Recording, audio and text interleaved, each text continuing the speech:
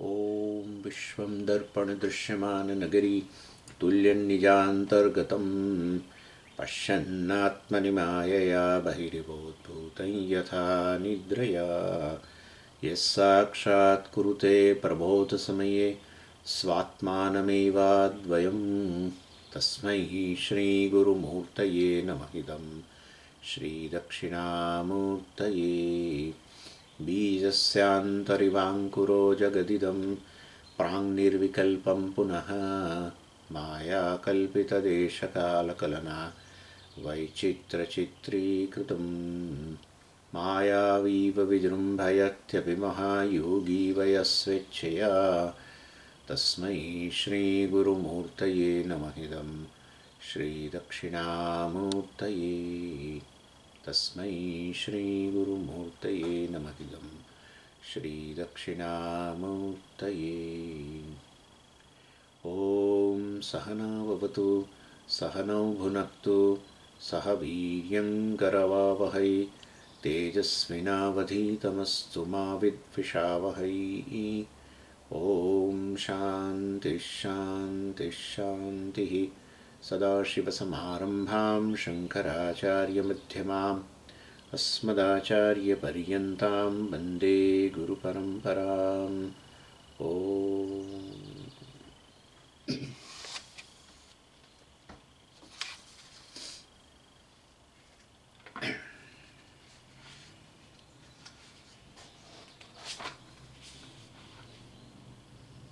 8मो श्लोक। वलिभिर्मुखमाक्रान्तं पलितेनाङ्कितं शिरः गात्राणि शिथिलायन्ते तृष्णैकातरुणायते। શિરઃ પલિતેન અંકિતમ. સંસારનું વર્ણન ચાલે છે ને, સંસારના વર્ણનની અંતર્ગત અતૃપ્તિ દોષ છે એની વાત કરે છે. પછી ક્ષણિકત્વ, આ બધા સંસાર એટલે જીવનની અંદર ભૌતિક વસ્તુઓની પ્રધાનતા, એનું નામ સંસાર. એ પછી એની ક્ષણિકતા બતાવશે. ભૌતિક વસ્તુના ઉપભોગથી પણ તૃપ્તિ નથી આવતી, એ અત્યારે ચાલી રહ્યું છે. વલિભિ મુખમ આક્રાંતમ, એટલે આચાર્ય તો કહી રહ્યા છે, ભર્તૃહરિ મહારાજ, કે આ એક જ વસ્તુ છે જે તૃષ્ણા જે છે એ જ વાસ્તવમાં વધતી જાય છે, બાકી બધું ઘટતું જાય છે. જીવનની અંદર બધું ઘટતું જાય છે. આ જેટલું વજને ઘટી જાય ને, એકદમ વ્યક્તિઓ સ્કેલેટન બની જાય. એટલે આપણને એમ કે આ આપણે શું જેને કે ચરબી શરીરમાંથી સ્વામીજી ઘટી જાય ને તો બહુ સારું, પણ નથી, ઘણીવાર નથી ઘટતી. પણ વૃદ્ધાવસ્થામાં લોકોને ચરબી જતી રહે બધી શરીરમાંથી. ડૉક્ટરોને કહેવું પડે કે ગળ્યું ખાઓ, કંઈક મતલબ ઘી ખાઓ, ગળ્યું પચતું નથી, ક્યાંથી ખાય માણસ બિચારો. 70 કિલો વજનવાળી વ્યક્તિ 45 કિલોની થઈ જાય. કેટલાય છે આવા તો ઉદાહરણો. ઇન શોર્ટ કહેવાનો આશય બધું ઘટતું જાય અને અમુક અવયવો શરીરના જતા જાય. આ જતું રહે, આ જતું રહે, અહીંથી આ જતું રહે, આંખોનું તેજ જતું રહે, બધું જતું રહે. તૃષ્ણા એક તરુણાય તે, તૃષ્ણા grows and grows and grows, એમ કહેવાનો આશય છે. વલિભિ મુખમ આક્રાંતમ, આ મુખ ચહેરો જે છે એ વલિભિ, આ બધી કરચલીઓથી એકદમ આક્રાંત થઈ ગયો. વલી એટલે આ બધા આપણા રિંકલ કહીએ ને. શિરઃ પલિતેન અંકિતમ, અને મસ્તક જે છે એ પલિતેન, પલિત એટલે આપણા ગ્રે હેર, આપણે જેમ કે ધોળા અને કાળા જે છે ને અત્યારે એવું. પછી ધીરે ધીરે એકલા ધોળા, પૂણી જેવા. પલિતેન અંકિતમ, એ પછી એનાથી પણ અંકિત એટલે એનાથી યુક્ત થઈ જાય. અંગમ ગલિતમ પલિતમ મુંડમ દશન વિહીનમ જાતમ તુંડમ વૃદ્ધો યાતિ ગૃહિત્વા દંડમ તદપિ ન મુંચતી આશાપિંડમ. આચાર્ય કહે છે આશાપિંડ જે છે એની એ ઘટતો જ નથી, બાકી બધું ઘટી ગયું છે.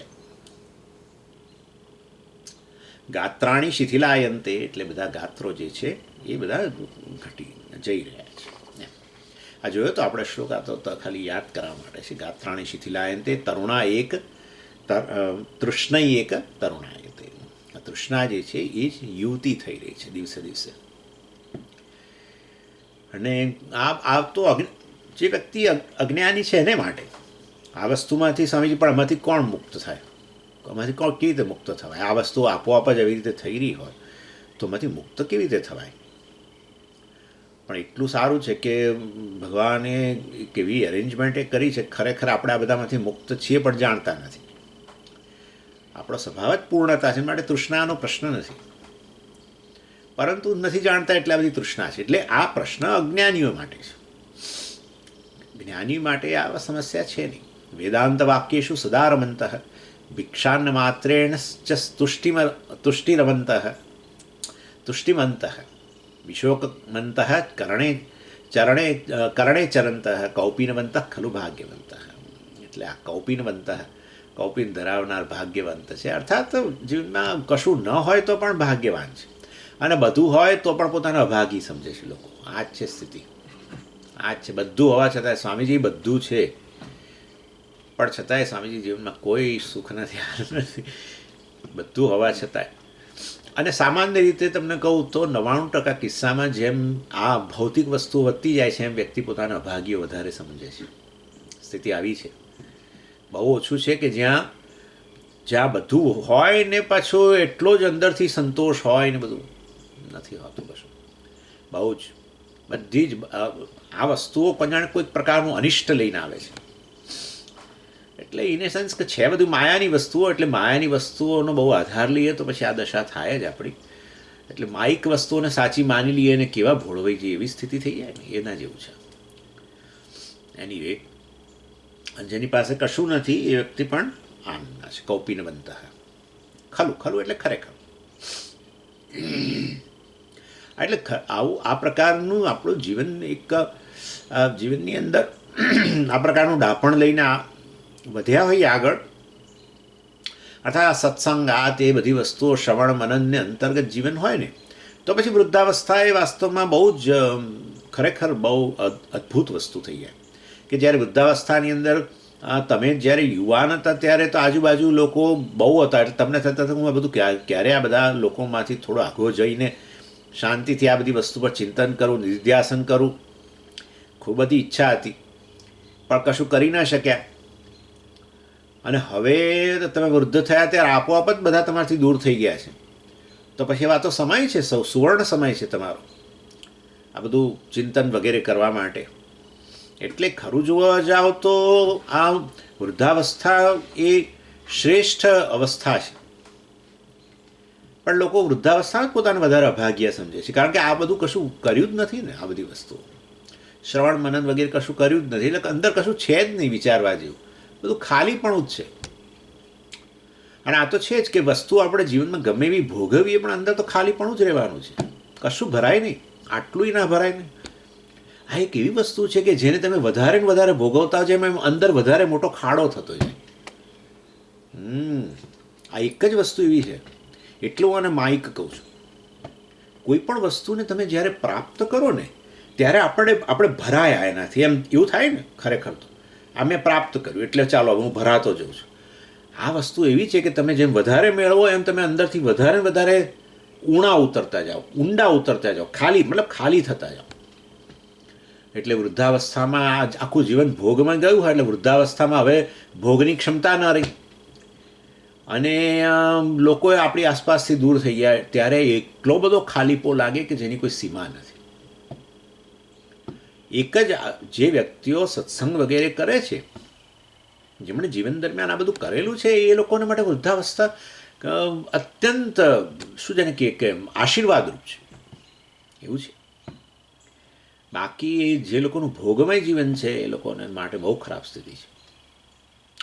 એક તો શું થાય કે આપણે આવું આધ્યાત્મિક માર્ગે આગળ વધ્યા હોઈએ ને થોડા, તો ધીરે ધીરે લાગણીના સ્તરે સ્વતંત્ર થતા જઈએ. પરિપક્વતા આવે. સ્વતંત્ર એટલે આપણી પરિપક્વતા કે ભાઈ ચાલો હવે દીકરા દીકરીએ ફોન ન કર્યો કે આ ન કર્યું, પૂછ્યું નહીં કશું, આવી અને જતી રહી. અમે તો એની બહુ સ્વામીજી સેવા કરી. એમ નાની હતી ત્યારે આવી હતી ને તેવી હતી ને કે આવો હતો દીકરો ને તેવો હતો.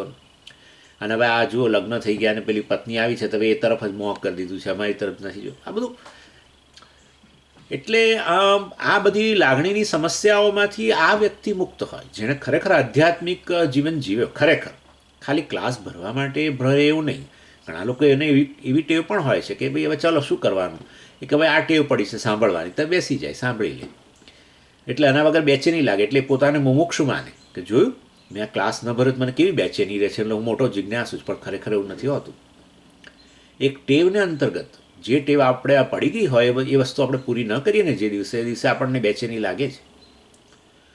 એટલે હું કહેવાનો આશય એવો છે કે ખરેખર પણ જેણે આધ્યાત્મિક જીવન જીવ્યો હોય ને જેને કમિટમેન્ટ હોય આ વસ્તુ માટે, અને એને જે સિરિયસ હોય કે ના ભાઈ આપણે જીવનમાં શેના માટે આ બધા આવ્યા છે, આ બધું કરવા માટે કંઈક થોડા આવ્યા છે, એટલે આપણું ધ્યેય મોક્ષ છે, અને માટે આ પ્રત્યેક ક્લાસ આપણે ભરીએ, આ કે જે પણ મતલબ સત્સંગ વગેરે કરીએ એનાથી આપણને જીવનમાં શું કંઈ ફાયદો થાય છે કે નથી થતો, શું સુધારો કરવાની જરૂર છે વગેરે બધું.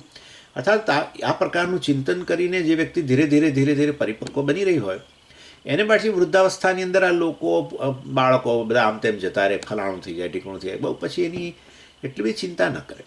અને આવા વૃદ્ધો જ એ સંતાનો માટે આશીર્વાદરૂપ થતા હોય છે. એટલે વાસ્તવની અંદર જ્ઞાની અને પછી જ્ઞાન પ્રાપ્ત કરો તો આ બધી વસ્તુઓ કોઈ અડે જ સ્પર્શે જ નહીં ને.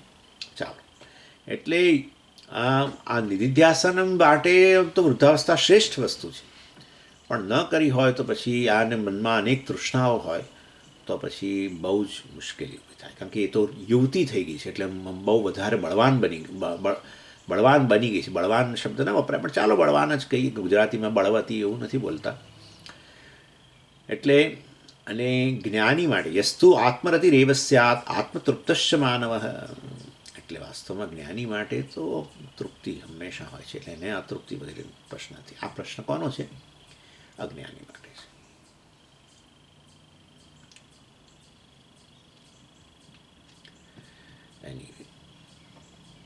ચાલો પછી હવે 29મો શ્લોક સીધો.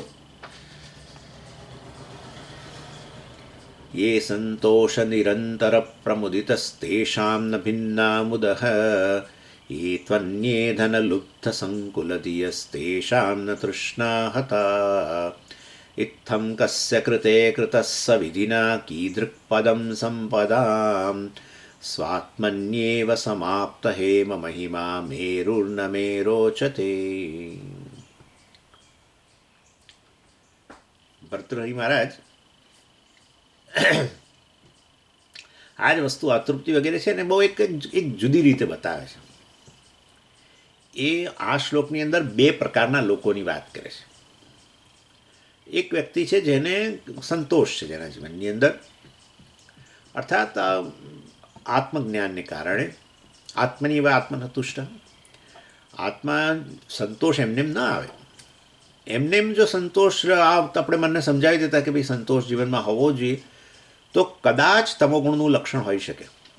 કારણ કે કશું મેળવવું તો છે પણ પછી એમાં મહેનત કરવી પડે એવી છે, અને પોતાની ક્ષમતાઓ વિશે શંકા હોય ત્યારે પછી આપણે આપણી જાતને કંઈક જે છે સારું છે આપણે, એટલે આપણને એમ કે આપણે ખરેખર વૈરાગ્ય ધરાવીએ છીએ. બધું એવું નથી હોતું. ઘણીવાર તમોગુણને કારણે, આપણી ક્ષમતાઓના અભાવને કારણે, આપણને નાનમ લાગતી હોવાને કારણે આપણે કોઈ વસ્તુ અર્થાત કોઈ પણ પ્રકારના ધ્યેયની સિદ્ધિમાં પ્રયત્ન કરવા ઈચ્છતા નથી હોતા. ક્યાં આળસને કારણે પણ હોય, ક્યાં નાનમને કારણે હોય, ક્યાં અસફળતાનો ડર હોય, આ બધાને કારણે પણ આપણે ઝંપલાવીએ નહીં, અને પછી આપણે આપણી જાતને સમજાવ્યા જ કરીએ કે સંતોષ રાખવો જોઈએ.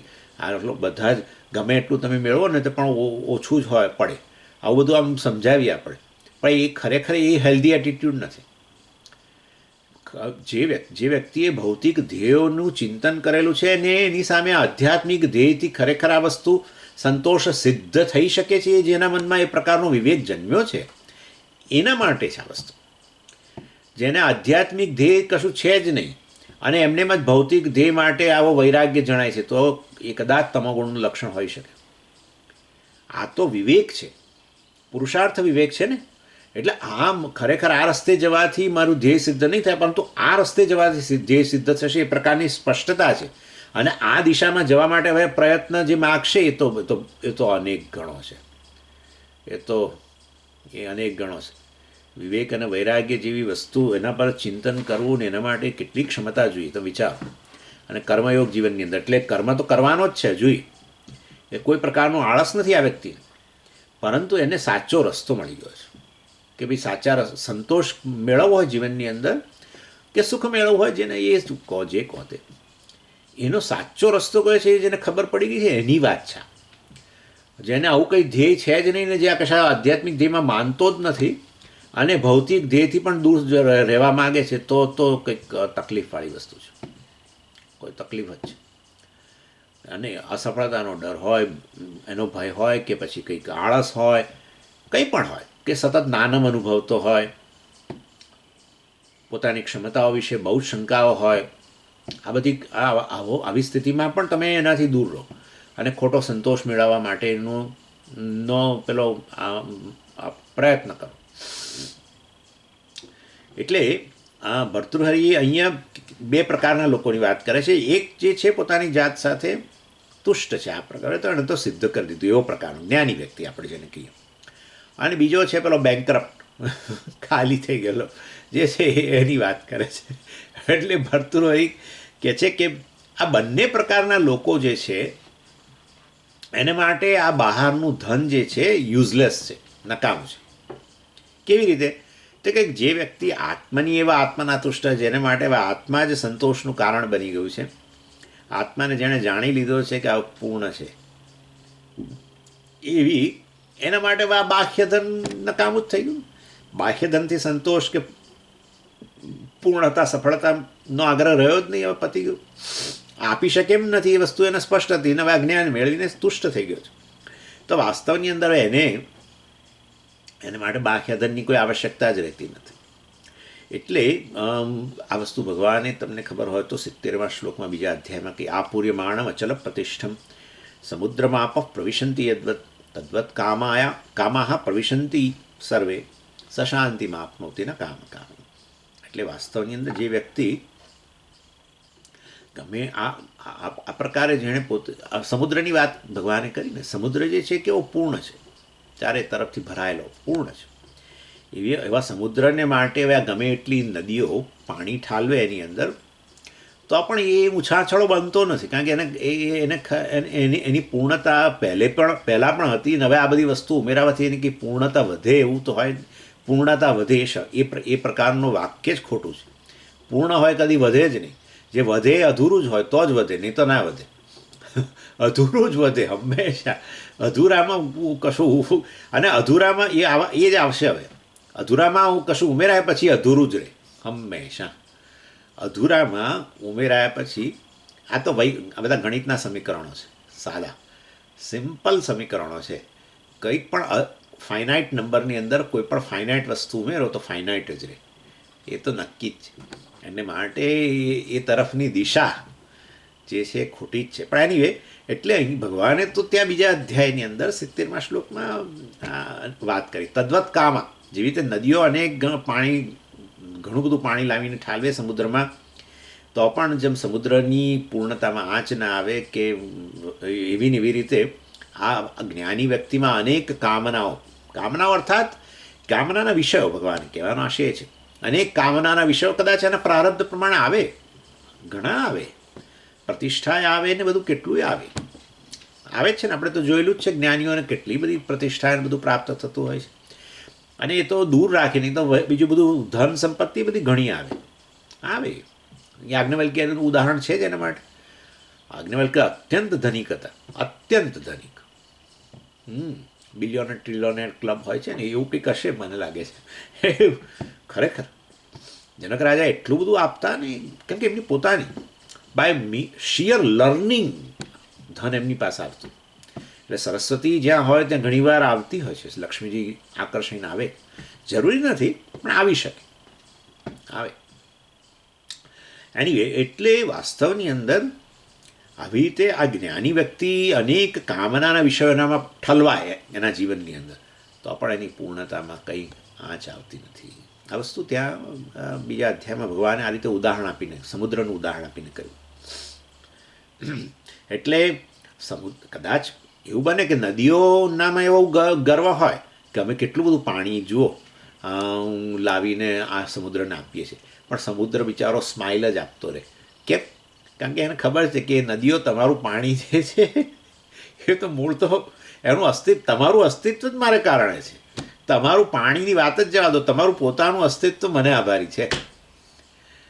આ રીતે વિચાર કરજો. આપણને જ્યારે કોઈ પણ ભૌતિક વસ્તુની પ્રાપ્તિની ઈચ્છા થાય ત્યારે આ રીતે આપણે ચિંતન કરવાનું.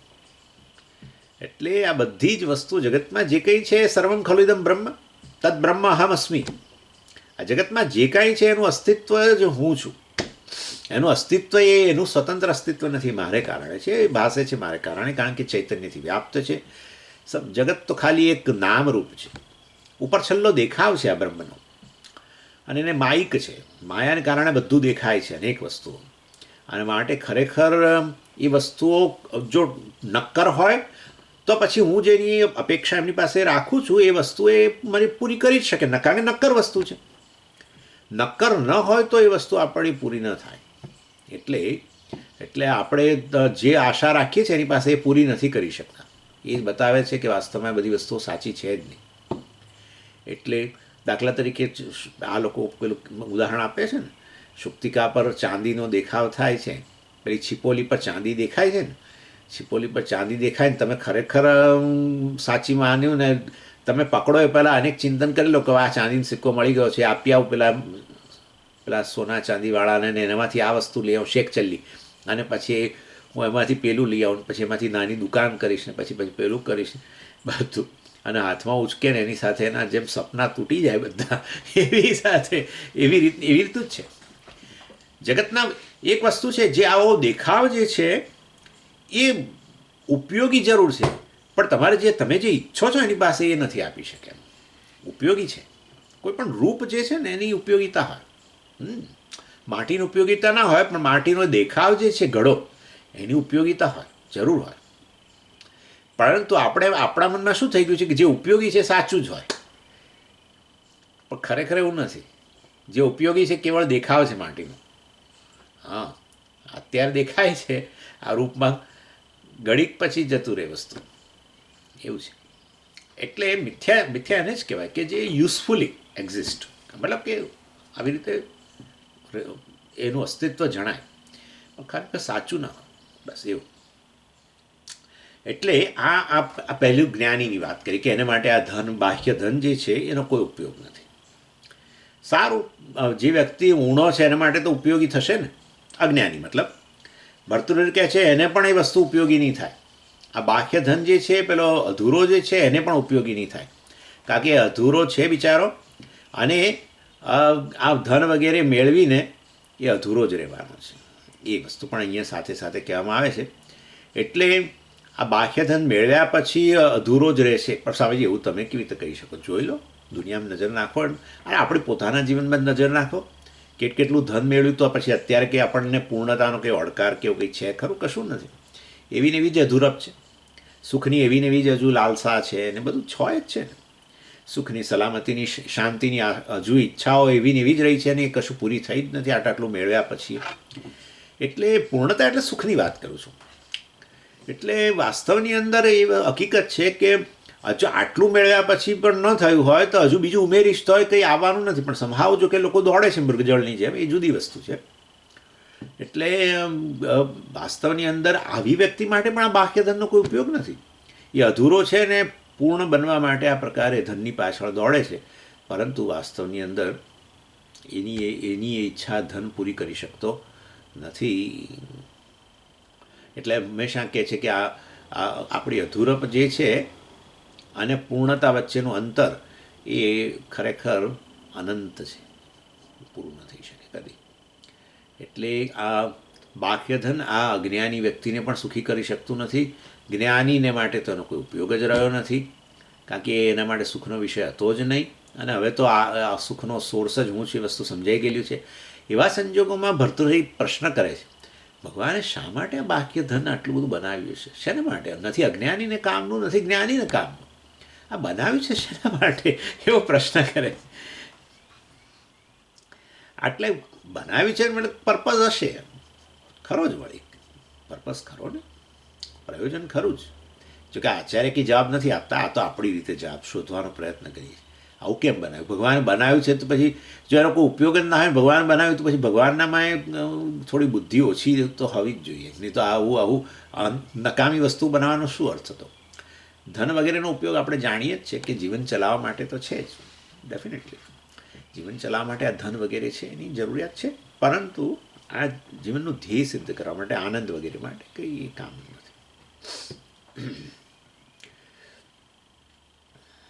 એટલે આમ ભર્તૃહરિ કહી રહ્યા છે કે આ ધન જે છે એ અજ્ઞાની કે જ્ઞાની બંનેની માનસિક સ્થિતિને બદલી શકતું નથી.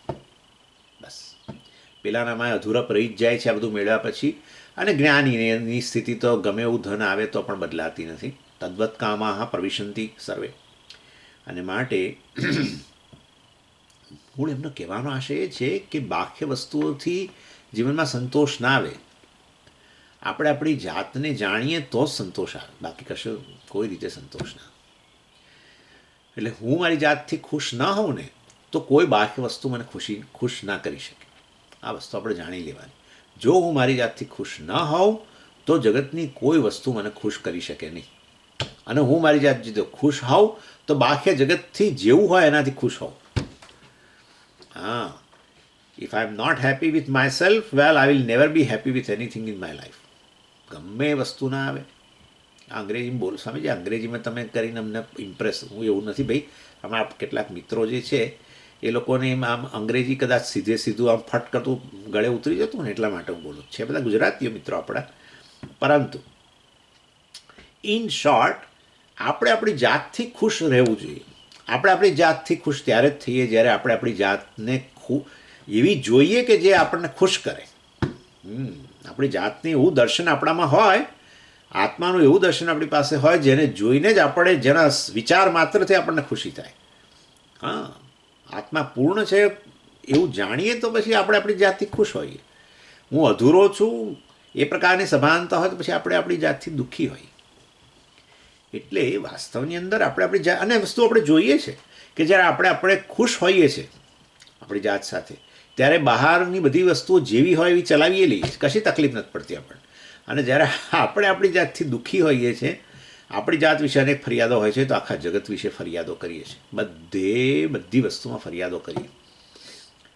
એટલે આ તો વેદાંતિ માટેની વસ્તુ છે કે જે મૂળ પરિવર્તન ક્યાં લાવવાનું છે એ અહીંયા કહી રહ્યા છે ઇનડાયરેક્ટલી. કારણ કે આ મેં કહ્યું ને, વૈરાગ્ય શતકમનો અર્થ છેવટે આપણને આ જ્ઞાનથી વૈરાગ્ય ઉત્પન્ન કરીને જ્ઞાન પછી જ્ઞાનથી મોક્ષ સુખી થવા માટેનો રસ્તો બતાવી રહ્યા છે.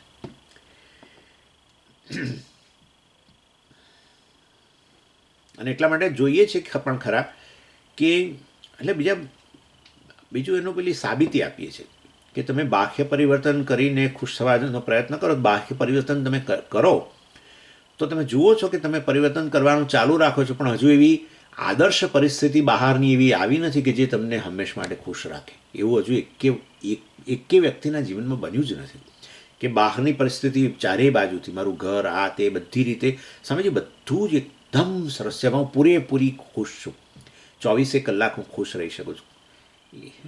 અત્યારે તો સ્વામીને કહેવા માટે, પછી થોડી વાર પછી જોઈશું તમારા મનમાં જ એવું કંઈક આવશે, આ બધું બરાબર છે પણ હવે બસ એટલે શરૂ થયું.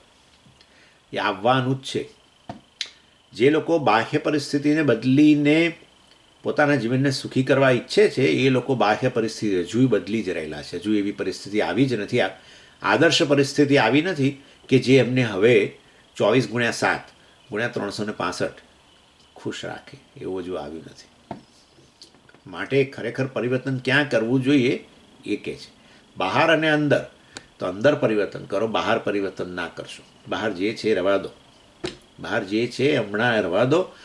અંદર પરિવર્તન કરશો ને તો બહાર બધું તમને પૂર્ણતા જણાઈ જશે, બહાર બધું ઈશ્વર જણાઈ જશે, પૂર્ણતા જણાઈ છે, ઓર્ડર જણાઈ જશે. અને બહાર પરિવર્તન કરવાનું ચાલુ રાખશો પોતાની જાતને બદલ્યા વગર તો જીવનભર કરતા રહેશો ને નવા જન્મમાં કરતા જ રહેશો. ભગવાન પાછો નવો જન્મ આપશે તમને એના માટે. આ વસ્તુ છે. This is how it is. આ બિલકુલ જેને કહીએ ને નક્કર સત્ય છે. નક્કર સત્ય. આપણું જીવન જોઈ લો, કોઈનું પણ જીવન જોઈ લો, તમે કોઈનું પણ જીવન જોઈ લો, એક સામાન્ય બોલવા માટે પણ જરૂર બોલતા હોય ના સમજ મને સંતોષ છે, બધી વસ્તુઓથી સંતોષ છે એવું કહે ખરા, પણ એ અંદરથી બધા જાણે જ છે કે આ પરિસ્થિતિ બદલાય સારું, પેલું બદલાય તો સારું. અને કદાચ એવું બને કે ક્ષણ માટે એવું લાગે કે બધું બરાબર છે, પણ જગત તો જે પ્રકારે છે ને સતત બદલાય છે, અને માટે પરિસ્થિતિ આજે હમણાં છે જેનાથી ખુશ છે એનાથી તદ્દન વિપરીત પરિસ્થિતિ આવીને ઊભી રહી જાય છે, તદ્દન વિપરીત. એ જ વ્યક્તિ પછી એટલો બધો પરેશાન હોય છે. જેણે મને કહ્યું હતું કે હું બહુ સંતોષ છે મને મારા જીવનમાં, એ જ વ્યક્તિને હું પરેશાન જોઉં છું. મતલબ આમાં કશું બહારનાને જોવાનો પ્રશ્ન નથી. આ તો એક સવાલ, આપણે એક વેદાંત આપણને શું કહે છે એ તરફ મારી નજર જવી જોઈએ, એના માટે હું કહી રહ્યો છું. એટલે એ દ્રષ્ટિએ અહીંયા આચાર્યનો કહેવાનો તો આશય છે કે સુખ કે દુઃખ મતલબ એ બાહ્ય પરિસ્થિતિ પર આધાર નથી, એ વાસ્તવમાં આંતરિક વસ્તુ છે. જો હું મારી જાત સાથે ખુશ તો મને બાહ્ય જગતની પર અવલંબનની કોઈ આવશ્યકતા જ રહેતી નથી. અને હું મારી જાતે સાથે ખુશ ન હોઉં અને તો બાહ્ય પરિસ્થિતિ પર આધાર રાખવું આ સુખી થવાનો, તો એ સુખનો દિવસ કદી આવતો જ નથી, આવતો જ નથી. એ આવે છે ખરું ક્ષણિક, પણ એ પણ હવે તો આપણે જાણીએ છીએ, આપણે બધા તો પંચદશીવાળા બધા આપણે એક એક, એટલે હવે બધું જાણી ગયા છે કે ખરેખર સુખની ક્ષણની અંદર ક્યાંથી સુખ આવે છે એ હવે આપણે જાણીએ છીએ. એટલે અહીંયા આચાર્યએ એ વસ્તુ કન્વે કરી. ચાલો હવે એ વસ્તુ આપણા શ્લોકની અંદર જોઈ લઈએ. એ સંતોષ નિરંતર પ્રમુદિત, એ સંતોષ નિરંતર પ્રમુદિત. પ્રમુદિત એટલે આ કેટલાક લોકો એવા છે, મેં કહ્યું 2 પ્રકારના લોકોની વાત કરે છે. કેટલાક લોકો એવા છે જે પોતાની જાતથી જેમને સંતોષ છે, આત્મરતિ, આત્મતૃપ્ત વગેરે, અને એના માટે અને આ વસ્તુ ભગવાને ત્યાં ભગવદ્ ગીતામાં સંતુષ્ટ સતતમ યોગી એવી રીતે કહ્યું હતું ત્યાં. એટલે આ પ્રકારે અહીંયા કહેવામાં આવે છે એ સંતોષ નિરંતર પ્રમુખ, નિરંતર હંમેશ માટે જેમને પોતાની જાતથી સંતોષ છે એવા એક પ્રકારના લોકો. એટલે અને એવા લોકોને તમે પૂછો કે તમારા સંતોષનું કારણ શું છે, તો એ લોકો વાસ્તવમાં કોઈ એમાં જવાબ આપતા નથી, કારણ કે એમના સંતોષનું કોઈ બાહ્ય કારણ નથી. એ તો કહે છે કે બસ હું છું એના માત્રથી હું ખુશ છું. બહુ વિચિત્ર લાગે તમને, પણ આ વસ્તુ હકીકત છે. હું જેવો છું એનાથી હું ખુશ છું, કારણ કે એ જેવો છું જ્યારે કહે ત્યારે એમની સભાનતા પોતાના વિશેની હું બ્રહ્મ છું એ પ્રકારની હોય છે. એનીવે, એટલે એમના સુખનું, જ્યાર સુધી આપણા સુખનું કારણ કોઈક વસ્તુ, પરિસ્થિતિ, કોઈ સમય વગેરે બનતું હોય તો આપણે એના પર આધારિત છીએ, વસ્તુ નક્કી થઈ ગઈ અને એ બદલાઈ જતું હોય છે, માટે વળી પાછી સ્થિતિ બદલાઈ જતી હોય છે. નિરંતર સંતુષ્ટ તેષામ મુદ ન ભિન્ના, અને માટે તેષામ મુદ એમની આ આનંદ છે. પહેલાં જ્ઞાનીની વાત કરીએ છીએ. એ જ્ઞાનીની માનસિક સ્થિતિ વાસ્તવમાં બાહ્ય ધન વગેરે જે છે એનાથી બદલાતી નથી. આવે કે જતું રહે, એની પાસે હોય જતું એ રહે કે આવે ખરું, આ બધું પ્રારબ્ધને અંતર્ગત. મુદા એટલે મનની આવી સ્થિતિ સંતોષવાળી, ચેરફુલનેસ જેને કહીએ ને, એ જરૂરી નહીં કે હસ હસ કરે કે એવું બધું ના હોય કોઈ દિવસ. બસ આ જ્ઞાની તો જ્યારે પણ કોઈને મળે છે ને ત્યારે સમજીએ, જ્યારે મળે ત્યારે એ હસતા હોય છે. હે તમે કેમ છો, માદા પડ્યા, હે આવું આવું ના હોય. કોઈને માદા પડ્યા, તમે કેટલા દિવસ હોસ્પિટલમાં રહેવું પડ્યું, હે એટલે આવું ના હોય. તમારા પિતાજી ક્યારે ગુજરી ગયા, તો કે હમણાં થોડા દિવસ થયા, હે ક્યાં. પણ આવા લોકો છે એવું કહે છે. પૂજ્ય સ્વામીજી એવું કહેતા હતા કે આવા લોકો છે કે જે લોકોને આ પ્રકારની હેબિટ છે, ઇન્ડિયાની અંદર છે. આવા ક્યાં આગળ છે, તો કે કર્ણાટકની અંદર પેલું શ્રી કૃષ્ણનું મંદિર ક્યાં છે, પેલું આપણે જેને કહીએ છીએ, કહું તમને હમણાં યાદ આવશે જગ્યાનું નામ. એ એરિયા આખો બેલ્ટ, મેંગ્લોર ને એની આસપાસને આ મંદિર જ્યાં છે એ જગ્યા બહુ જાણીતી છે, વૈષ્ણવધામ. કે ત્યાંના લોકોમાં એક હેબિટ છે આવી હે કરી વાત કરવાની. એટલે ભાઈ એ આખી વસ્તુ જુદી છે. અર્થાત આ તો એક ચીયરફુલનેસ, પ્રસન્નતા, બસ મનની અંદર એક પ્રસન્નતા. કારણ કે હંમેશા પોતાની સભાનતા પોતાને રહેવાની જ છે ને, એમાં હું પૂર્ણ છું આ પ્રકારની સભાનતા હોવાને કારણે એ વ્યક્તિને માટે દુઃખી થવાનો કોઈ પ્રશ્ન જ નથી. અપૂર્ણતા આપણને લાગતી હોય તો પછી સુખી ના હોઈએ. અને એ આ રીતે આ બાહ્ય ધન વગેરેથી એ પરિસ્થિતિમાં આવે તો પણ કે જાય તો પણ એની એ આ સ્થિતિમાં કંઈ ફેર પડે એમ નથી, કારણ કે એનું સ્વરૂપ છે જાણે છે. એટલે માટે જ્ઞાની માટે આ બાહ્ય ધન નકામું છે. ઓકે, બીજી વ્યક્તિ ये तो અન્ય બીજા પ્રકારના લોકો, ધનલુબ્ધ સંકુલ ધ્યેય, જે લોકો વાસ્તવમાં ધનલુબ્ધ સંકુલ ધ્યેય, કે જેમના મન જે છે એ વાસ્તવની અંદર એમના મન સતત રેસ્ટલેસ રહે છે, કારણ કે આ બધું ધન મેળવેલું તો છે, એની ચિંતા છે, મળ્યું હોય એનું રક્ષણની ચિંતા તો રહે જ ને, એમાં વૃદ્ધિની ચિંતા રહે, હજુ જે નથી મળ્યું એની પણ ચિંતા રહે, અને એને કારણે વાસ્તવમાં અને એના માટેના સ્વપ્ન પણ જોતા હોય સતત, અને દિવા સ્વપ્ન કહેવાય. બેઠા હોય ને ઓફિસમાં બેઠા હોય તો વિચારે કે હવે કયો ધંધાની અંદર આપણે ઝંપલાવીએ, પૈસા ખૂબ છે, ઇન્વેસ્ટ કરીએ બીજે ક્યાંક, આમ તેમ નવું કંઈક ઊભું કરીએ, આ તે કયા ધંધામાં ઝંપલાવીશું, શું કરીશું, ગવર્મેન્ટની પોલિસી શું છે, ફલાણું શું છે, આ શું છે, અને કઈ કંપની બીજી જે છે એને હડપ કરી લઉં, આ અનેક વસ્તુ વિચારતા હોય. એને ઇન અ સેન્સ આ ધનલુબ્ધ સંકુલ ધ્યેય, આ પ્રકારના લોકો એ ધનના લોભને કારણે એમની ધ્યેય સંકુલ એટલે રેસ્ટલેસ, જેને કહીએ ને ડિસ્ટર્બ, હંમેશા ડિસ્ટર્બ રહે છે ધનલુબ્ધ, ધનના લોભને કારણે. આ બીજા પ્રકારના લોકો. એનો અર્થ એવો થયો કે આ જે અત્યાર સુધી એમણે મેળવ્યું છે એ ધન એમને કશું કામમાં જ ના આવ્યું, હજુ એમના મનની અંદર આ પ્રકારની સ્થિતિ હોય તો. એટલે તમે અનેક આવી રીતે બાહ્ય સંપત્તિ વગેરે પ્રાપ્ત કર્યા પછી પણ અહીંયા સંપત્તિની વાત કરે છે, પણ આપણે સમજી જવાનું કોઈ પણ ભૌતિક વસ્તુ, ભૌતિક ધ્યેય, અર્થકામ અને ધર્મ પણ ખરું ટુ એન એક્સન્ટ. ધર્મ એટલે આ પ્રકારના પુણ્ય કાર્યો જેનાથી આપણને આવી ઈચ્છાઓ હોય કે આપણને યોગ્ય વસ્તુઓ મળે જીવનમાં, એ બધું ગણી લેવાનું. એટલે એણે અત્યાર સુધી જે ધન મેળવ્યું એની માનસિક સ્થિતિને બદલવા માટે સક્ષમ ન નીવડ્યું, નહીં તો ખરેખર આનંદ રહેવો જોઈએ, પણ એનું મેન્ટલ ડિસ્ટર્બન્સ છે એ ચાલુ જ રહે છે. એટલે એ પેલા એક આચાર્ય છે ને ઉદાહરણ આપતા હતા કે પેલું હૈદરાબાદની અંદર કંઈક પેલું મેળો કંઈક થયો, મને લાગે મેં કંઈક કહ્યું છે તમને, મને હૈદરાબાદમાં મેળો થયો અને એમાં અનેક વસ્તુઓનું પ્રદર્શન, અને એમાં પ્રદર્શનમાં એન્ટર થવા માટે ટિકિટ હતી. તો એ વ્યક્તિએ ટિકિટ લીધી, અને ટિકિટ લઈને પછી એણે બધું આખું પ્રદર્શનને જોયું, ને એમાં એક ડ્રો ટિકિટ પણ હતી એની સાથે, જે ટિકિટ ખરીદી એની સાથે તમને એક ડ્રો ટિકિટ ફી આપે, અને એમાં તમને પહેલું ઇનામ, બીજું ઇનામ, ત્રીજું ઇનામ મળી શકે જો ડ્રો લાગે તો. એટલે આ વ્યક્તિના નસીબને આ સંજોગો પ્રમાણે એને આ વાતને તો વર્ષો વીતી ગયા, તો એને પેલી HMT ઘડિયાળ મળી. HMT એ જમાનામાં બહુ તમને કિંમત નહીં હોય, અહીંના લોકોને વળી શું, અમારે તો બીજી એ બરાબર છે, પણ આ તો આપણા ઇન્ડિયાની અંદર. તો એને આવી ઘડિયાળ મળી, ખુશ થઈ ગયો એકદમ, લીધેલી 10 રૂપિયાની ટિકિટને આ તો 500 રૂપિયાની ઘડિયાળ મળી ગઈ, પહેલું ઇનામ. પછી બીજે દિવસે વાસ્તવની અંદર એ સ્વામી પાસે ગયા, એને કહ્યું કે મને તો આવું આમ મળ્યું તેમ મળ્યું. પછી એણે જોયું કે ફરી બીજે દિવસે ગયો, કે લાલચ તો થાય ને, એને એમ કહું આજે ડ્રોની ટિકિટ, આપણું નસીબ ખુલી ગયું લાગે છે એને, એમ કે દર વખતે પહેલો જ ઇનામ મળી જાય. બીજે દિવસે ગયો, ટિકિટ ખરીદી, અને પછી ડ્રો થયો ને એ બધું એ ત્યાં એમાં જ. અત્યારે એ ઊભો તો એને એમ કે મને કદાચ લાગી જાય છે પહેલું ઇનામ, અને ન લાગ્યું. અને એણે જોયું કે જેને પહેલું ઇનામ મળ્યું એને સ્કૂટર આપવામાં આવ્યું, પેલું વેસ્પા સ્કૂટર. અને આ વ્યક્તિ એટલો દુઃખી થયો કે જેની કોઈ સીમા નહીં.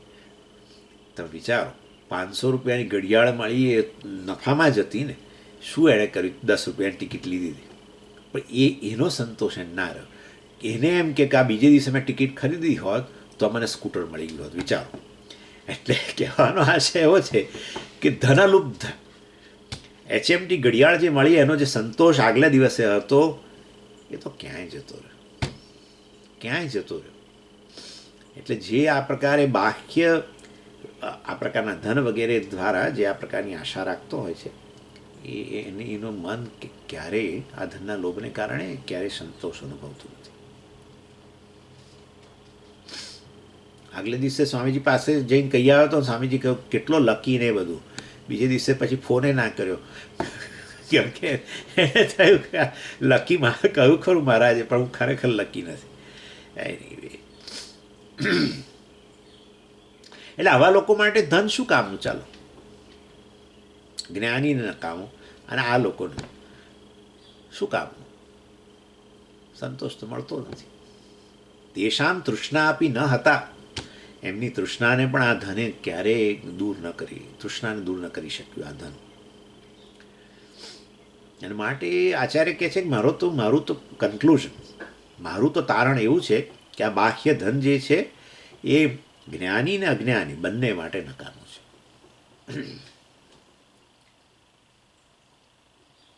અને એનો તો પછી એનો ઉપયોગ આપણે શું, તો મેં તમને કહી દીધું, રોટી કપડા ઓર મકાન, બસ એટલું યાદ રાખવાનું.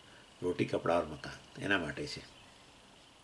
ઇત્થમ, આ રીતે, કસ્ય કૃતે સહ વિધિના કૃત, એટલે આ ધન કોણ જાણે આ બ્રહ્માજીએ કોના માટે બનાવ્યું છે? એમ કસ્ય કૃતે, કોના પ્રયોજન માટે બનાવ્યું છે? જ્ઞાની કે અજ્ઞાની કોઈને કામનું નથી, તો પછી બનાવ્યું છે કોના માટે?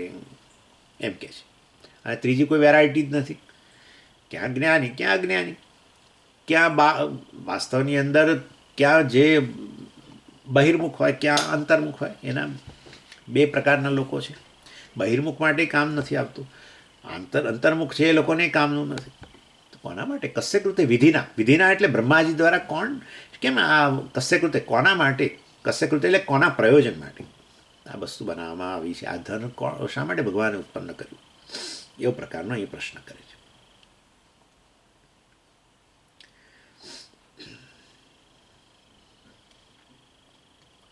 અને ધન માટે એક શબ્દ વાપરે છે, તાદૃક પદમ સંપદા.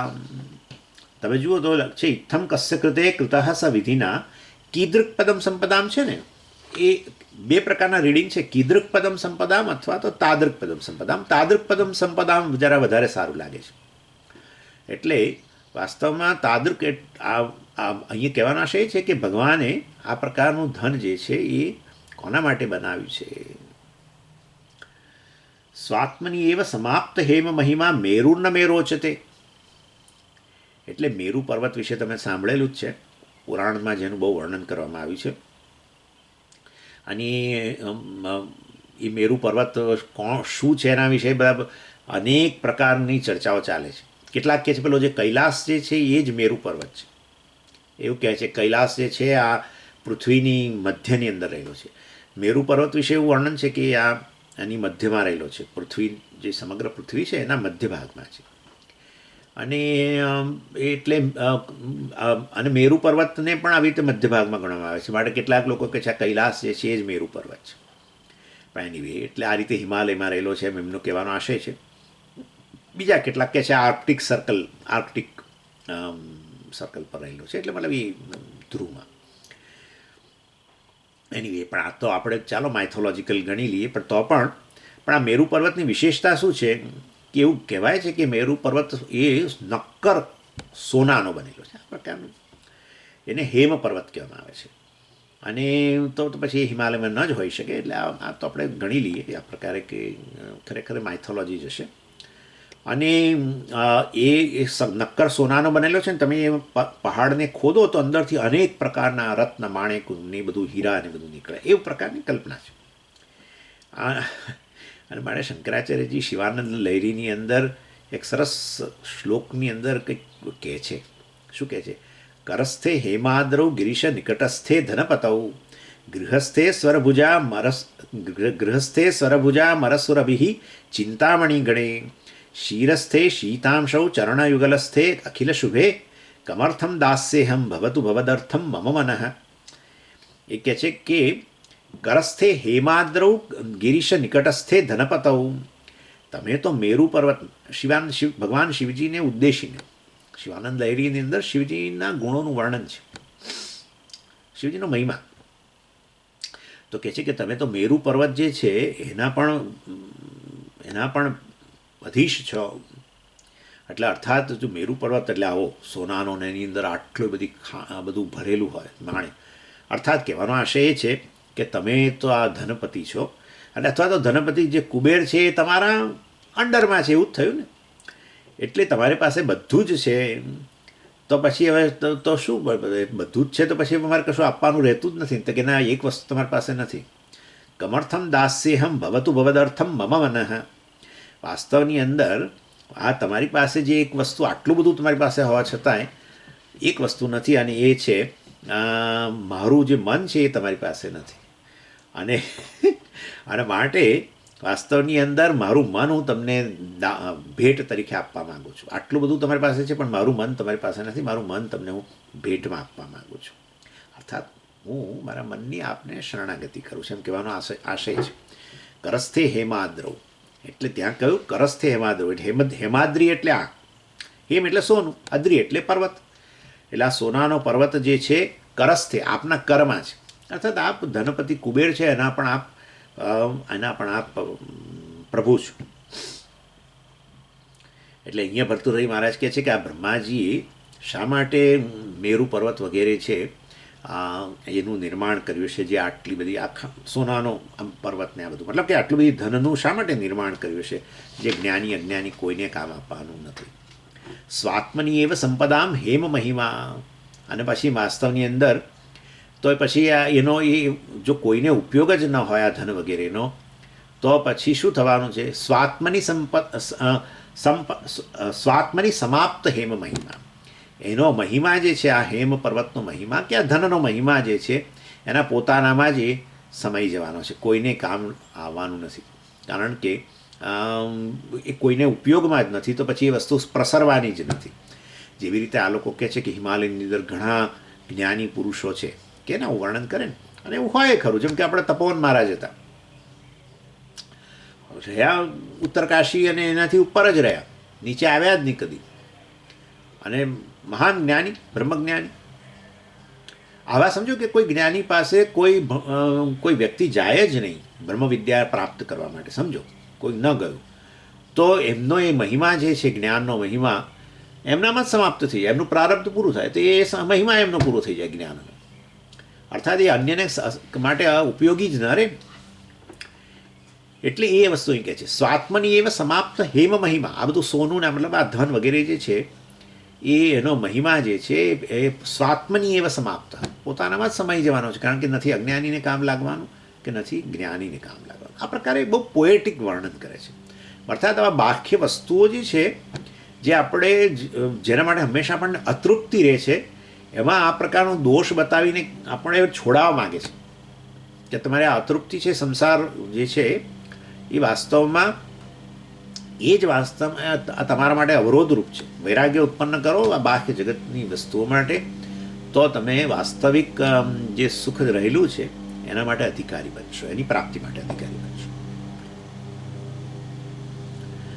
મેરુન મય રોચતે, જુઓ મેરુન મે રોચતે, મે એટલે મહ્યમ, મહ્યમ મેરુ ન રોચતે, મને આ મેરુ પર્વત ગમતો નથી. અર્થાત કારણ કે કંઈ કામનો નથી એ, અર્થાત એ આ ધન વગેરે મને કંઈ અપીલ કરી શકે એમ નથી, એમ કહેવાનો આશય છે. It's of no use. ચાલો હવે સીધો 67મો શ્લોક કાઢો, કારણ કે વચ્ચે પછી આ બધી વસ્તુઓની વિશે વધારે ચર્ચા છે. પછી તમે છે ને તમને આ અતૃપ્તિ દોષ સાંભળીને એટલી બધી તૃપ્તિ થઈ જશે કે પછી ક્લાસ ભરવાનું નહીં ગમે. એટલે આટલું બહુ છે. એટલે હવે આપણે 67મા શ્લોકમાં જઈએ. પ્રાપ્તાશ્રીય સકલ કામદુધાસ્તતઃ કિમ ન્યસ્તં પદમ શિરસી વિદ્વિષતાં તતઃ કિમ સંપાદિતા પ્રણયિનો વિભવૈસ્તતઃ કિમ કલ્પસ્થિતા તનુભૃતાં તનવસ્તતઃ કિમ. તતઃ કિમ બીજે આવે છે અન્યત્ર, પરંતુ અહીંયા પણ આ રીતે આ શ્લોકની રચના છે. એટલે જ્યાં સુધી આત્માને તમે પૂર્ણ જાણી ન લો ત્યાં સુધી આ પ્રકારે આપણી મર્યાદાઓ વગેરે જે છે ચાલુ જ રહેવાનું છે. અને એને કારણે આપણે બાહ્ય જગત પર પરતંત્ર બનવાના છીએ. એવી આપણા માટે જેમ પેલી એક વ્યક્તિ જેને પગમાં ફ્રેક્ચર વગેરે થયું હોય, ચાલી ન શકતો હોય, અને કેવી રીતે પોતે સપોર્ટ લેતો હોય છે હંમેશા, લાકડી વગેરે કે ઘોડીનો સપોર્ટ લેતો હોય છે, એવી રીતે આ અજ્ઞાની વ્યક્તિ જે છે એ જાણે આ રીતે ઈજાગ્રસ્ત છે. એ પોતાના પગ પર ઊભો રહી શકતો નથી. માટે આ બાહ્ય જગત જે છે એના પર એ સતત અવલંબન રાખે છે અને આ બધી વસ્તુઓ, ધન વગેરે વસ્તુઓ છે એના માટે ઘોડી સમાન છે. અને ઘોડીનો તમે સતત આશરો લો તો ધીરે ધીરે તમારા પગ નબળા થતા જાય. એટલે આ લોકો છોડાવી દેતા છે. થોડાક દિવસ બરાબર છે શરૂમાં, પછી તો કે તમે એમ એને જરાક દૂર રાખો અને થોડું ચાલીને ત્યાં સુધી જાઓ, પછી એને પકડો, વળી થોડું દૂર રાખો ભાઈ. અને ઇન શોર્ટ આ રીતે ઇવન બાળકોને આ રીતે ચલાવતા હોય છે. પરંતુ આ તો આપણે એક પુખ્ત વયની વ્યક્તિ કે જેને આ પ્રકારે ઈજા થઈ છે અને ઘણા વખતે હવે ચાલવાનું શરૂ કરે ત્યારે આપણે કહીએ છીએ પછી સતત ઘોડીનો સહારો ન લેશો, નહીં તો ચાલી જ નહીં શકો. આપણે એવું કહીએ છીએ તમારા પગ નબળા પડી જશે કારણ કે ઘોડીનો સતત આધાર લો છો એમ. એટલે જો તમે તમારા પગને મજબૂત બનાવવા હોય તો હવે એટલીસ્ટ વધારાની ઘોડી બધી ઉમેરશો નહીં. જે છે અત્યારે આવી છે જ્યાં અત્યાર સુધી બસ એનો આધાર રાખજો, નવી કોઈ વસ્તુ ઉમેરશો નહીં. એટલે આ અહીંયા એના માટે વાસ્તવની અંદર કહેવામાં આવે છે ત્યાગ આ પ્રાપ્તા શ્રીય સકલ કામ દુધાહ તતઃ કિમ.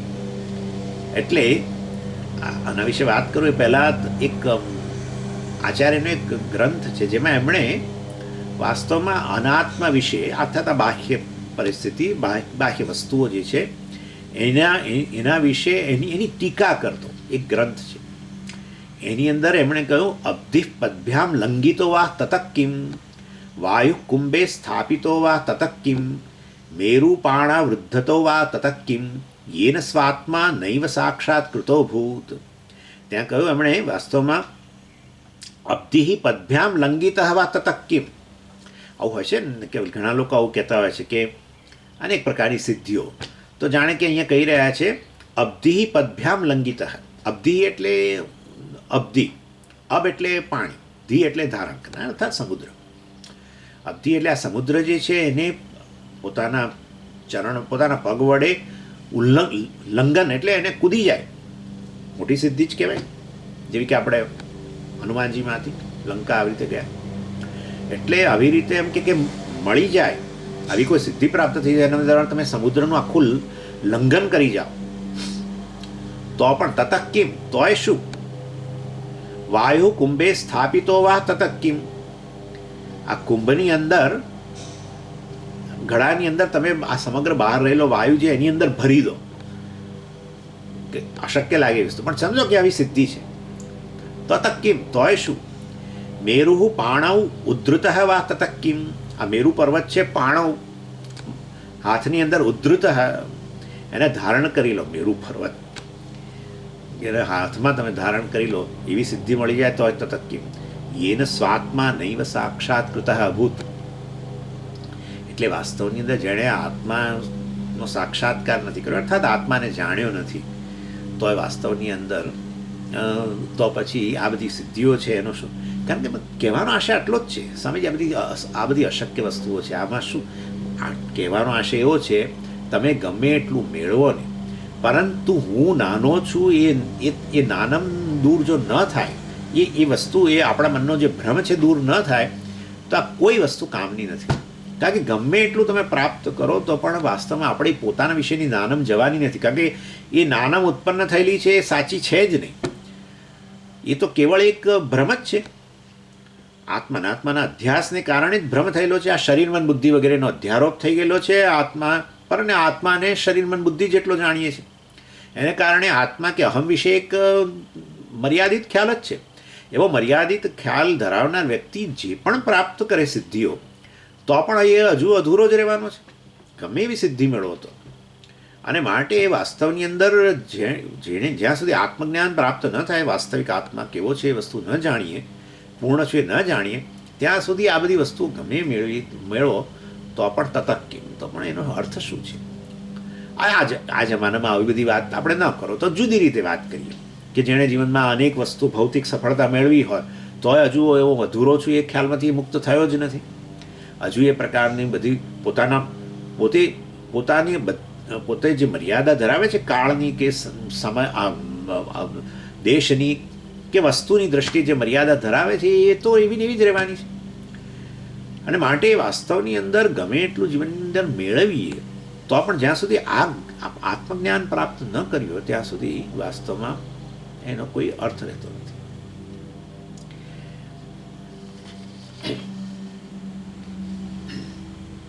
એટલે આ એક જણે એક આચાર્ય બહુ સરસ વસ્તુ કહી, એમાં મારે તમને જણાવી છે કે આ જીવનની સફળતા જે છે એનો આંક કેવી રીતે શોધવાનો, બહુ સરસ કહ્યું કે જીવનની સફળતા જે છે કેવી રીતે નક્કી કરવી.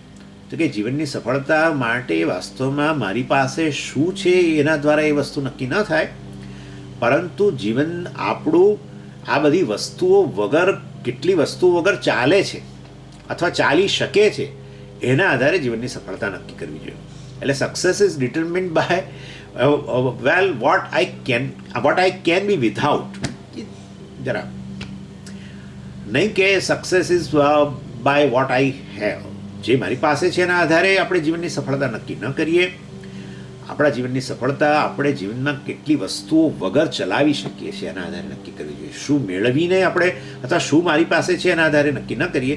શેના વગર મારું જીવન ચાલે છે, હું સ્વતંત્ર રહી શકું છું, આનંદમાં રહી શકું છું, ભય વગર રહી શકું છું, એના આધારે નક્કી કરવું જોઈએ. એ મારી એ મહાનતા છે. અને આ વસ્તુ જ છે, તમે ઘોડી વગર ચાલી શકો એ તમારી સ્ટ્રેન્થ છે. આટલી ઘોડીઓ સાથે હું ચાલું છું, ભાઈ ગર્વ ના અનુભવશો. If I can be without a crutch, it only shows my strength. That's it. આટલી વાત છે. તમે જીવનમાં ઘોડી વગર ચાલી શકો છો એ તમારી સ્ટ્રેન્થ છે, નહીં કે આટલી ઘોડીઓ સાથે. જગતનો પ્રત્યેક સંસારી વ્યક્તિ ઘોડીવાળો છે. એક કે એક પોતાનું કાર્ડ આપે ત્યારથી જ એ પોતાની ઘોડીઓ બતાવતો જાય છે. જુઓ, મેં આટલા ક્વોલિફિકેશન મેળવ્યા છે, હું ફલાણી કંપનીમાં આવો મેનેજર છું, આમ છું, તેમ છું, મારી પાસે 3 ગાડીઓ છે, આમ છે, તેમ છે, ફલાણું છે, ઢીકણું છે, આપણી પાસે આટલું છે. એ પોતાની ઘોડીઓનું વર્ણન કરે છે અને એમ કરીને પોતે બહુ જ બળવાન છે બતાવવા માગે છે, બહુ સક્સેસફુલ છે બતાવવા માગે છે. વાસ્તવની અંદર આ બધી વસ્તુઓ વગર તમે કેવા છો? અરે બહુ નબળો છો. તો નબળા જ છો, બળવાન બન્યા જ નથી. તો આ બધાને લીધે તમે તમારી જાતને બળવાન દેખાડવાનો પ્રયત્ન કરો છો. આ બધી વસ્તુઓ વગર તમે ખરેખર બળવાન છો, તમારા પગ પર ઊભા રહી શકો ઘોડી વગર, તો એ તમારી સ્ટ્રેન્થ છે. આ સમજવાની વસ્તુ છે ને. એટલે જગતની અંદર સફળતાનો જે આંક છે અને આપણો સફળતાનો આંક તદ્દન વિરુદ્ધ છે. આ બધું સમયનો માટે વર્ણન કરો છું આત્માના જ્ઞાન માટે. જીવનની એક ક્ષણ પણ વ્યક્તિએ બગાડવી ન જોઈએ. પોતાનું જીવન સફળ કરવું હોય ને તો આત્માને જાણીને જ સફળ કરી શકાય એ વસ્તુની સ્પષ્ટતા લાવવા માટે આ બધું ચર્ચા ચાલે છે, નહીં કે વસ્તુની બહાર રહેલી વસ્તુઓનો ધિક્કાર કરવા માટે. આપણી નજર બહિર્મુખ એટલી બધી બની ગઈ છે, એટલે વાસ્તવિક જ્યાં સફળતા રહેલી છે, જે વસ્તુને જાણવાથી આપણે સફળ બની શકીએ તે તો અહીંયા જ છે, અહમના રૂપમાં જ છે. પરંતુ આપણી નજર બહિર્મુખ અતિશય થઈ ગઈ હોય ત્યારે આ પ્રકારે થોડું ક્રિટિસિઝમ, નિંદા વગેરે કરીને બતાવવામાં આવે છે કે ત્યાં ન શોધો, તે નહીં આપી શકે તમને, એ કહેવાનો આશય છે. એનીવે ચાલો. અને આમાં એટલે એનીવે ચાલો, એટલે બીજો પણ એક શ્લોક હતો એની અંદર પેલો જેમાં વર્ણન કર્યું આ બધું, ધાતુ લોક સાધિતો વા તતક્કિમ, વિષ્ણુ લોક વિકસિતો વા તતક્કિમ વગેરે વગેરે. પણ ચાલો, એ તો એટલે હું નાનો છું એ પ્રકારનો જે ભ્રમ છે એ દૂર કરવા સિવાય બીજું જીવનનું કોઈ ધ્યેય નથી. કારણ કે હું પૂર્ણ છું અને નાના છીએ તો પછી નાના જ રહીશું. ઇવન એ તો ત્યાં સુધી કહે છે શંભુર લોક શાસિતો વા તતક્કિમ યેન સ્વાત્મા નૈવ સાક્ષાત્કૃત અભૂત. અર્થાત સાક્ષાત ભગવાન સામે જાઓ ને તમે, સાક્ષાત ભગવાન આવીને ઊભા રહી જાય તો વધારે નાનમ લાગે, તો વધારે નાનમ લાગે. લો, સામે ભગવાન આવીને ઊભા રહી જાય ને તો આપણે આપણી જાતને એકદમ નાના માની લઈએ. એ ભગવાન આત્મા ન બને આપણો મતલબ કે એ પ્રકારે તમે ન જાણો તો આવો પ્રકારની સિદ્ધિ મેળવો કે જેમાં ભગવાનના દર્શન. કેટલાક લોકો કહે છે ને અમે તો ઈશ્વર દર્શન કરવા છે ને સ્વામી, મારે ભગવાનના દર્શન કરવા છે. સરસ વસ્તુ, ચાલો. પરંતુ ભગવાનના દર્શન કરીને તમે ઉપરથી વધારે નાનામાં અનુભવશો ત્યાં એની હાજરીમાં. અતિશય જ્યારે બહુ મોટી વ્યક્તિ જ્યારે આવી જાય ને આપણી સામે, ત્યારે આપણે વધારે ને વધારે નાનમ અનુભવીએ. આવું જ હોય. એટલા માટે ઘણીવાર આપણે કોઈ બહુ મોટા સ્વામી કે હોય, દાખલા શંકરાચાર્ય જેવા, ત્યાં ગઈએ ત્યારે આપણે આપણી જાતની એકદમ જ આમ ધન્યતા અનુભવીએ એક વસ્તુ છે, પરંતુ આપણે આપણી જાત વિશે બહુ જ સંકોચ થાય જ આવું. જેટલી વ્યક્તિ મોટી એની સામે જાઓ તો તમારા વિશેની નાનમની લાગણી વધતી જ જાય. અને એ ન હોય ને એમની સામે આમ કરીને ઉભા રહીએ તો આપણે કે આ જો આનામ. એટલે ઇન શોર્ટ કહેવાનો આશય એવો છે કે ઈશ્વરની સામે જાઓ તો પણ આ નાનમમાંથી મુક્ત ન થઈ શકો જો ઈશ્વર તમારાથી ભિન્ન હોય તો. ઈશ્વરને આત્મા રૂપે જાણી લો તો જ વાસ્તવની અંદર આ નાનમમાંથી મુક્ત થઈ જાઓ. અને નાનમમાંથી મુક્ત થઈ જાઓ તો પછી આપણે આપણી જાતને આવી ઘોડીઓ દ્વારા પોતાને મોટો બતાવવાની, મોટો બળવાન બતાવવાની કે મોટો બતાવવાની જરૂરિયાતમાંથી જ મુક્ત બની જઈએ. સામાન્ય રીતે વેદાંતમાં કહેવામાં આવે કે આપણે ખરેખર આપણી પોતાની જાત પાસેથી જ એક શું છે ને કે એક એપ્રુવલ લેવાનો પ્રયત્ન કરીએ છીએ. હું સારો છું, મોટો છું, યોગ્ય છું, સ્વીકાર કરવા યોગ્ય છું મારી જાતનો, એવો પ્રકારનો એક સતત આપણી જાત માટે જ માગણી રહેતી હોય છે. લોકો જ્યારે એ પ્રકારે આપણને કહે ત્યારે આપણને જરા સારું લાગતું હોય છે. અર્થાત આ નાનમ કેવી રીતે દૂર કરવી, જ્ઞાનથી જે વસ્તુ.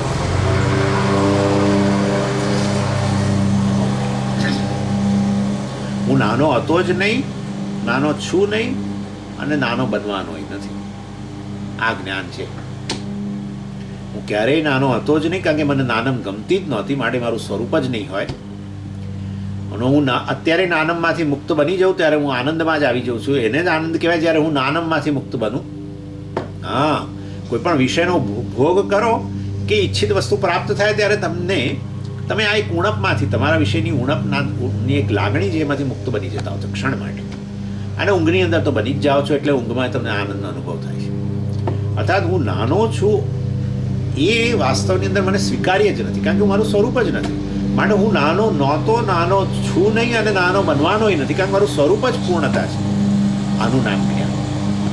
આ જ્ઞાન પ્રાપ્ત કર્યા એ વ્યક્તિ માટે પછી વાસ્તવમાં આવી અતૃપ્તિ વગેરે રહેતી જ નથી. ચાલો બસ આટલે સુધી રાખીએ, પછી જોઈશું. ઓમ પૂર્ણમદ પૂર્ણમિદમ પૂર્ણાત પૂર્ણમુદચ્યતે પૂર્ણસ્ય પૂર્ણમાદાય પૂર્ણમેવાવશિષ્યતે. ઓમ શાંતિ શાંતિ શાંતિ. હરિ ઓમ શ્રી ગુરુભ્યો નમઃ. હરિ ઓમ.